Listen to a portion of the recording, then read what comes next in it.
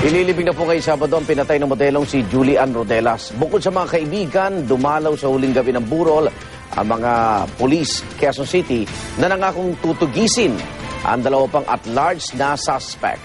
Saksi si Dante Perelio.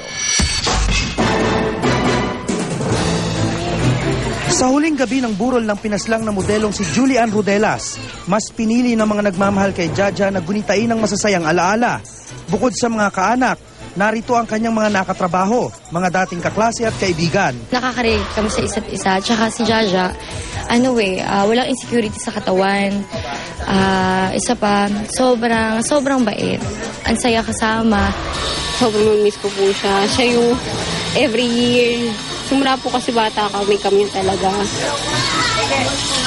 Nung kaisip na kami dalawa magkasama. Dumating din para mag-abot ng pinansyal na tulong ang mga taga-QCPD-CIDG na may hawak sa kaso ni Julian. Pero higit sa anumang halaga ang pangako nilang tutugisin ang dalawa pang pinaghahanap na sospek. Bukod sa pagmomonitor sa isinampang reklamo laban sa 4 na naaresto, kabilang ang kaibigan nila Julian at ang nobyo nito.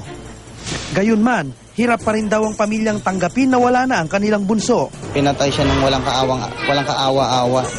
Sobrang hirap, lalo na yung unang 3 araw. Andiyan yung time na hindi kami kumakain sa buong maghapon. Yung may time na iiyak na lang kami pag may dumadalaw dito. Isuko nyo na yung mga sarili nyo at pagbayaran nyo kung ano yung ginawa nyo dun sa kapatid ko. Ngayong umaga ng Sabado ay pagmimisa muna si Julian sa Mary Queen of Apostles Parish sa Parañaque bago ihimlay sa Golden Haven sa Las Piñas. Ako, si Dante Perelio, ang inyong saksi.